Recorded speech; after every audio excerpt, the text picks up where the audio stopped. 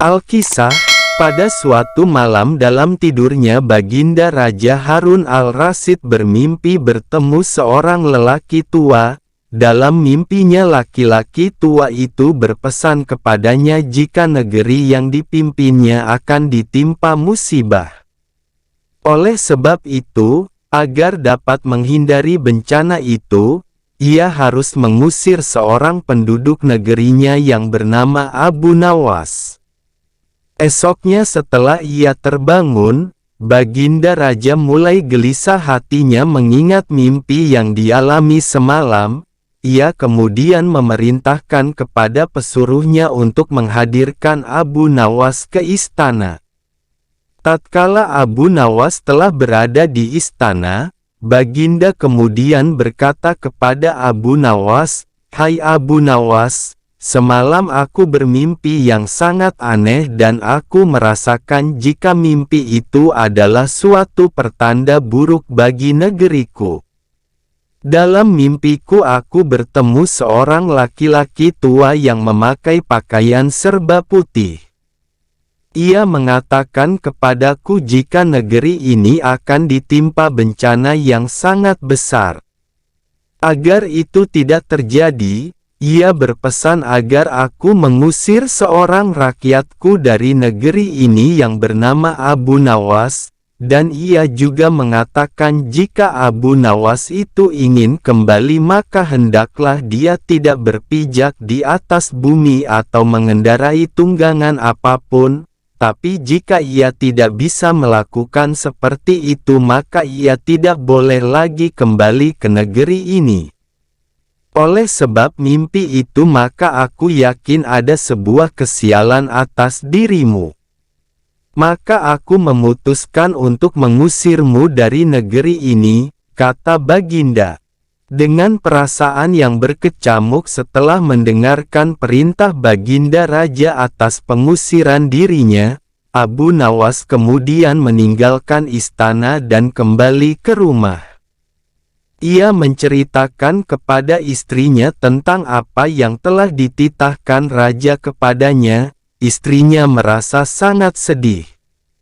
Abu Nawas kemudian pergi meninggalkan keluarganya dengan bekal yang dibawa seadanya. Ketika dalam perjalanan ia terus memohon kepada Tuhan agar diberi petunjuk, ia pun terus memutar otaknya agar dapat keluar dari masalah itu. Abu Nawas terus berjalan tanpa tujuan yang pasti hingga ia berada di sebuah negeri. Selama beberapa hari di sana ia terus berpikir bagaimana cara ia kembali ke negeri Baghdad tanpa melanggar apa yang telah dipesankan Raja kepadanya, yaitu tidak boleh menginjak bumi dan tidak pula mengendarai tunggangan apapun. Bukan Abu Nawas namanya jika ia memiliki keputusasaan. Abu Nawas tidak berputus asa atas apa yang telah menimpanya. Meskipun alasan yang membuat ia diusir sama sekali tidak masuk akal, ia menerimanya dengan ikhlas, selalu berdoa kepada Allah dan berpikir untuk bisa keluar dari setiap masalah yang menimpanya.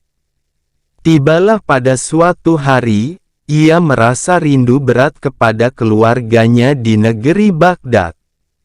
Namun ia belum menemukan cara untuk kembali, hingga pada suatu hari lain, tiba-tiba dia menemukan sebuah cara yang sangat masuk akal dan tidak membuatnya melanggar perintah raja.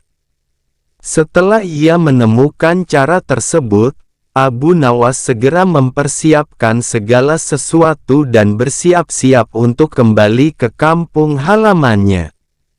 Kabar kembalinya Abu Nawas mulai tersebar dalam negeri hingga ke telinga Baginda. Rakyat menyambut gembira kepulangan Abu Nawas karena kecintaan akan dirinya. Baginda Raja juga ikut senang, tapi dalam suasana yang berbeda. Jika rakyat senang karena mereka menyukai Abu Nawas, Baginda Raja senang karena kali ini ia dapat leluasa memberi hukuman kepada Abu Nawas, Baginda berpikir pasti mustahil Abu Nawas dapat kembali tanpa berpijak pada bumi atau menunggangi sesuatu. Tibalah Abu Nawas di istana dan menghadap Baginda Raja. Kehadirannya di istana membuat Baginda Raja sangat kaget ketika melihat Abu Nawas bergelantungan mengikat dirinya di bawah seekor keledai, dan kemudian Abu Nawas berkata kepada Baginda Raja, "Wahai Baginda Raja, bukankah engkau telah mengusirku dari negeri ini, dan melarangku kembali dengan berjalan memijak bumi dan tidak pula boleh menunggang apapun? Maka oleh sebab itu aku telah kembali dengan tidak memijak pada bumi dan tidak pula menunggang apapun, kecuali aku bergelantungan di bawah perut keledai." Melihat tingkah pola dan alasan yang diberikan Abu Nawas, Baginda Raja pun merasa masuk akal dan sangat memuaskan beliau. Akhirnya Abu Nawas bisa kembali ke keluarganya dan terbebas dari hukuman Baginda Raja.